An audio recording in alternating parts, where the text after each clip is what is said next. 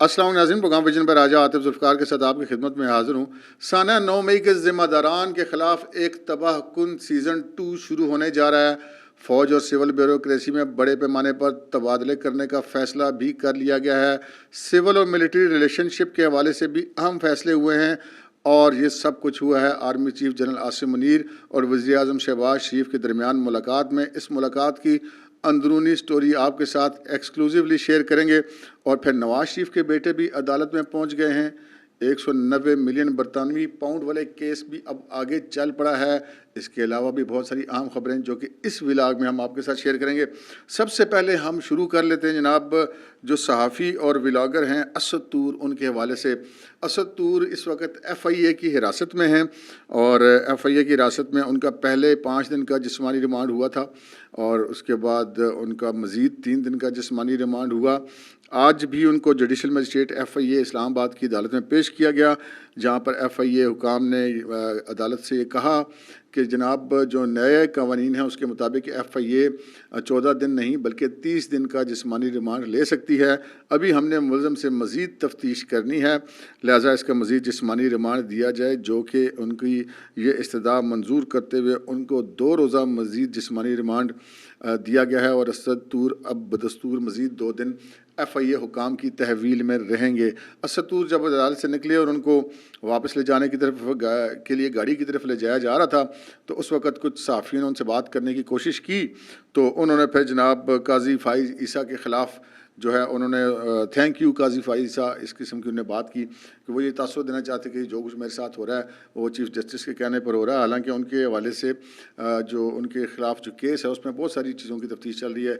कुछ जो उन्होंने व्लॉग्स किए थे उसमें जो अदलिया के हवाले से भी और फ़ौज के हवाले से भी उन्होंने कुछ ऐसी खबरें दी थी जिनके ज़राए का ये कहना है कि वो दौरान तफ्तीश सबूत पेश नहीं कर सके कि उनकी वो खबरें दुरुस्त थीं या नहीं थीं। उन्होंने अगर कोई ख़बर गलत दी है तो यकीनन वो नहीं होनी चाहिए, लेकिन आज जब वो ये बात कर रहे थे, उन्होंने सहाफ़ियों ने उनसे बात करने की कोशिश की, तो उस वक्त असद तूर के साथ मिस हैंडलिंग भी की गई FIA हुकाम की तरफ से, जो कि मुनासिब बात नहीं थी। ठीक है भाई, आप कानूनी कार्रवाई करें मतलब धक्के मुक्के मारने की तो ज़रूरत नहीं है। अब वो कोई ऐसा कोई दहशतगर्द तो है नहीं जो उसने अगर कहीं गलत काम किया है, कोई गलत खबर दे दी है या कोई फेक न्यूज़ किया है, तो वो ठीक है, कानूनी कार्रवाई चल रही है, लेकिन मिस हैंडलिंग बहरहाल उसकी किसी भी सूरत उसकी जो है वो हमायत नहीं की जा सकती।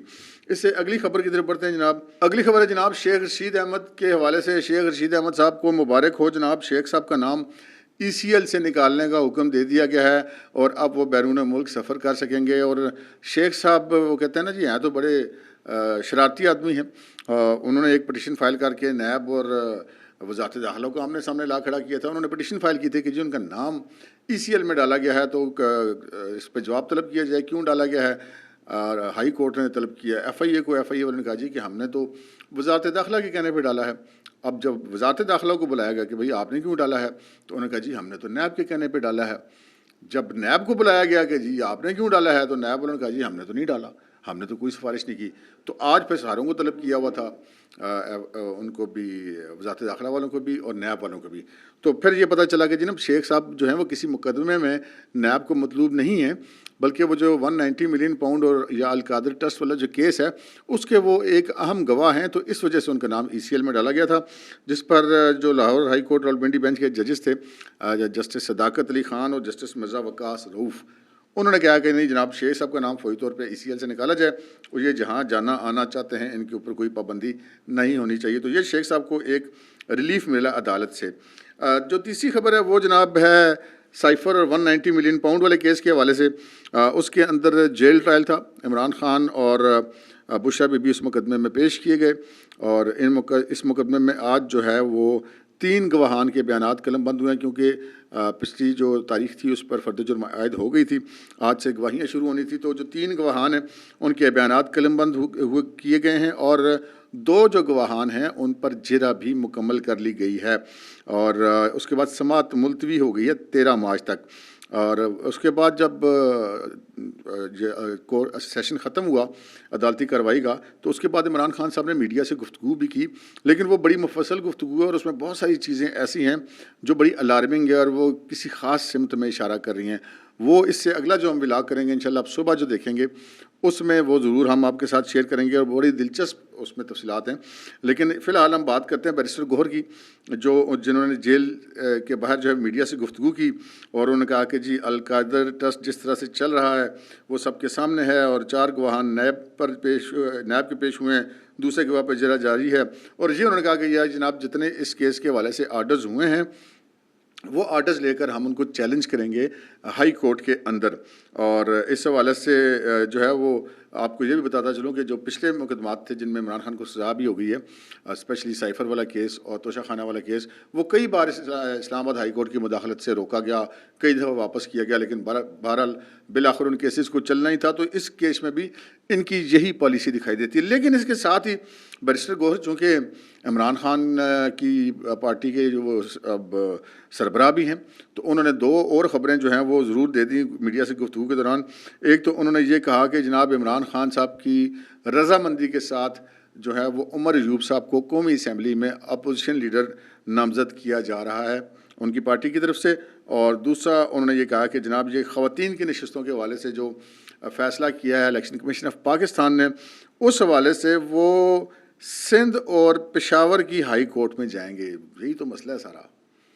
مطلب آپ جاتے ہیں ان عدالتوں میں جہاں سے آپ کو یہ لگتا ہے کہ وہ آپ کے فیور میں، بلکہ out of the way favour میں جانا کا معاملہ ہے. نیشنل اسمبلی کا معاملہ ہے بھائی، تو نیشنل اسمبلی بھی اسلام آباد میں ہے، وہ الیکشن کمیشن آف پاکستان بھی اسلام آباد میں ہے. تو بھائی آپ اسلام آباد ہائی کورٹ میں کیوں نہیں جاتے؟ جانا مان چاہیے. لیکن شاید ان کو پشاور ہائی کورٹ سے ذرا کچھ زیادہ محبت ہے تو وہاں پر وہ جانا چاہ رہے ہیں. دیکھتے ہیں پھر اس کا کیا بنتا ہے. ایٹ دی اینڈ یہ کام جو نہیں ہے سپریم کورٹ پر ہی جا کے ختم ہونا ہے. اچھا یہ ایک معاملہ ہو گیا جناب. پھر اگلی جو خبر ہے ہم اس کی طرف بڑھتے ہیں. وہ اگلی خبر بھی وہ اگلی خبر جو ہے وہ نواز شریف صاحب کے حوالے سے ہے جناب. آپ کو پتہ ہے ایون فیلڈ جو ریفرنس ہے اس میں نواز شریف صاحب بھی بری ہو چکے ہیں، مریم نواز صاحبہ بھی بری ہو چکی ہیں. تو لیکن جو نواز شریف صاحب کے 2 صاحبزادے ہیں حسن اور حسین، وہ اس مقدمے میں نہ صرف یہ کہ مفرور قرار دیے گئے تھے بلکہ ان کے دائمی وارنٹ گرفتاری جاری کر دیے گئے تھے.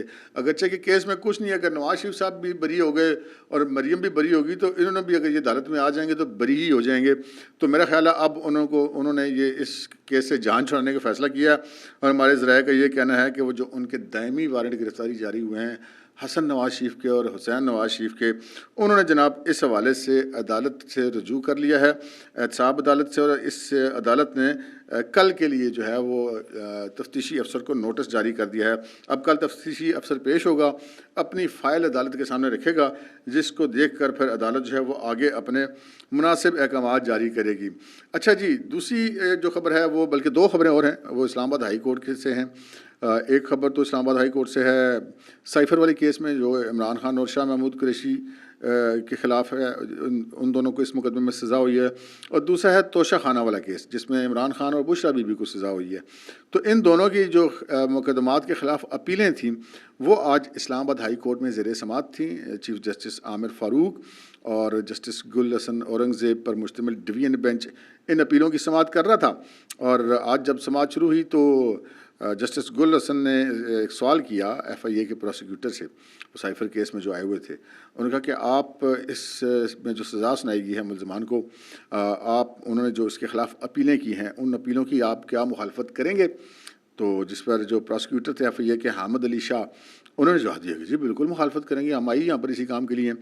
تو جس پر چیف جسٹس عامر فاروق نے ذرا لائٹ سے موڈ میں یہ کہا کہ ہم نے کہا پوچھ تو لیتے ہیں نا کہ کریں گے یا نہیں کریں گے. جس پر ان کے جو انداز پوچھنے کا انداز تھا جس میں ایک آپ کہہ سکتے کہ لائٹر موڈ میں تھے، تو جس پر کمرہ عدالت میں بہرحال ایک کہا بلند ہوا.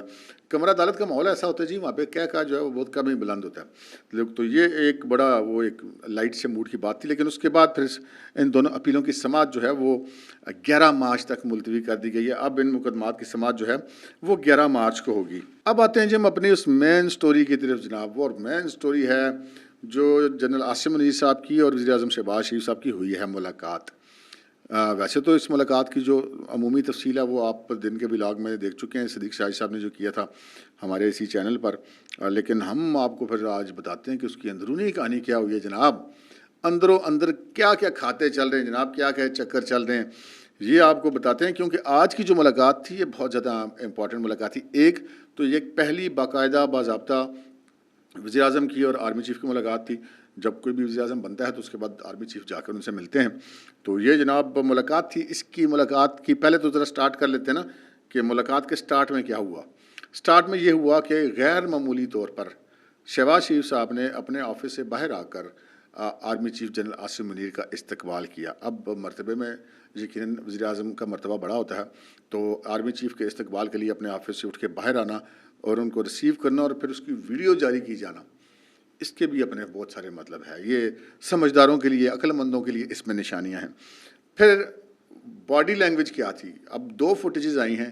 ایک ان کی گاڑی سے اتر کے انہوں نے سلوٹ کیا پرائم منسٹر کو, پرائم منسٹر ان کو باہر آ کے ریسیو کیا. پھر جب وہ اندر گئے تو جو ان کی گفتگو ہوئی تو چہرے کے تاثرات کیا تھی. دونوں پارٹیاں بڑی ہیپی لگ رہی تھی. بڑا زبردست قسم کا فوٹو شوٹ ہوا ہے. یہ جان بوجھ کے ایسی اینگل سے ریلیز کیا جاتا ہے کہ جو بتانا چاہ رہے ہوتے ہیں دوست وہ بتایا جا سکے. اچھا جی, اب موڈ تو ہو گیا ہیپی. اب اندر ہوا کیا ہے. اب یہ ملاقات ہوتی 1 to 1 تو پھر ہم نے تو پھر ذرائع پہ بھروسہ کرنا پڑتا ہے نا. اچھا, ایک وہ لوگ جن کو جرنلزم کا پتہ نہیں ہے نا, وہ کہتے ہیں جی اچھا 2 بندوں کی ملاقات تھی تو جناب آپ کو کیسے پتہ چلا, آپ کو نیچے ٹیبل میں گھسے تھے, اور اس قسم کا کمنٹ کر کے وہ اپنے آپ کو بڑا ترم خان تصور کر رہے ہوتے ہیں کہ بڑی زبردست بات کی ہے. اور بھائی وہ جو 2 بندے ملے تھے نا وہ انسان تھے.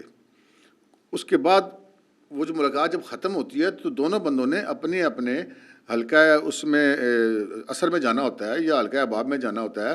اب شہباز شریف صاحب جب واپس ملاقات ختم ہوگی اس کے بعد انہوں نے اپنی پارٹی کے بہت سارے لوگوں سے ملاقات کی ہوگی, اپنے وزیروں سے ملاقات کی ہوگی, کوئی نواز شریف صاحب کو بتایا ہوگا, کوئی مریم کو کچھ بتایا ہوگا کہ کیا ہوا بھائی.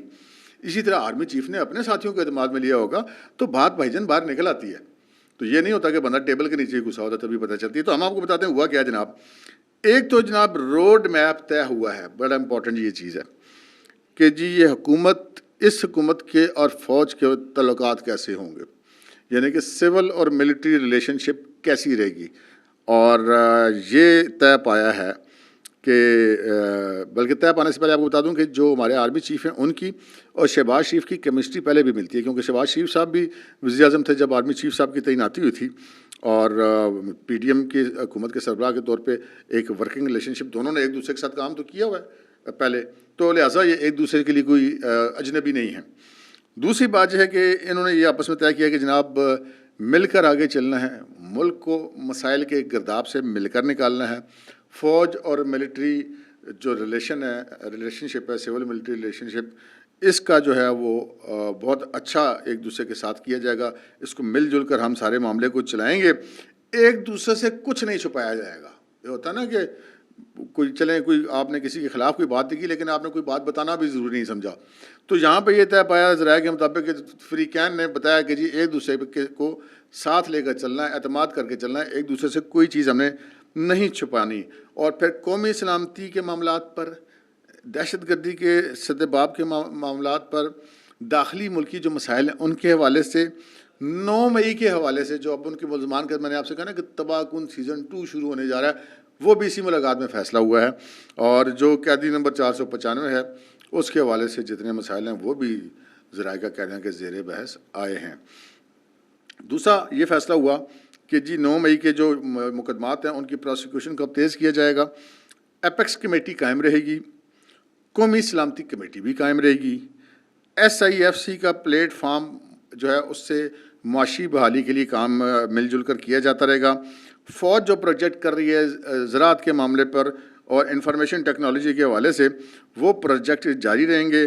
اور معاشی صورتحال میں ریلیف کے لیے جو بھی پاکستان کے حکومت پاکستان کے معاملات ہوں گے, چاہے وہ چائنا کے ساتھ ہوتے ہیں سی پیک کے حوالے سے, چاہے وہ امریکہ کے ساتھ ہوتے ہیں, اور چاہے وہ IMF کے ساتھ ہوتے ہیں, ان سارے معاملات میں جناب آرمی چیف نے یقین دلایا وزیر اعظم کو کہ وہ بالکل اس سول حکومت کا پوری طرح سے ساتھ دیں گے, اور جو بھی ایفرٹ ہوگی وہ اپنی طرف سے اپنا حصہ اس میں ضرور ڈالیں گے, اور تمام معاملات میں فوج کی طرف سے موجودہ حکومت کو سپورٹ کی جائے گی. پھر اب آگے تھوڑی سی ذرا ٹچی قسم کی 2 خبریں وہ بھی آپ کو بتا دیتا ہوں جناب.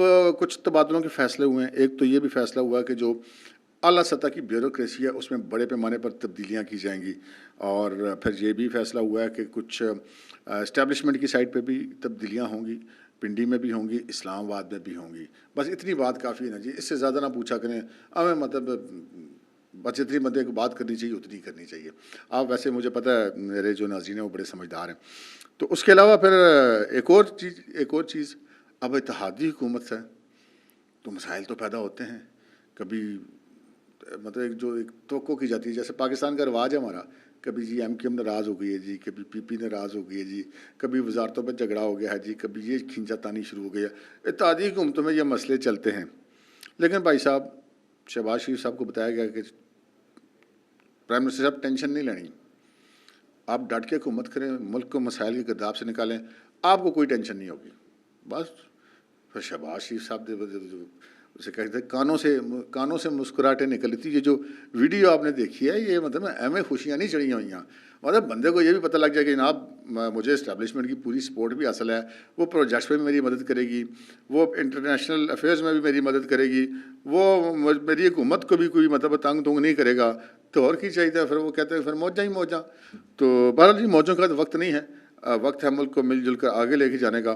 اور ہماری دعا ہے کہ جو پاکستان کی بہتری کے لیے ہمارے ملک کی یہ جو مقتدر شخصیات ہیں یہ جو کام کر رہی ہیں، اللہ تعالیٰ ان کو کامیاب کرے تاکہ یہ ملک مسائل کے گرداب سے نکلے. تو چلتے چلتے پھر آپ سے کہوں گا کہ اگلا ولاگ کا انتظار کیجیے گا، اچھا ولاگ ہوگا. اب تک کے لیے اتنا اجازت دیجیے. اللہ حافظ.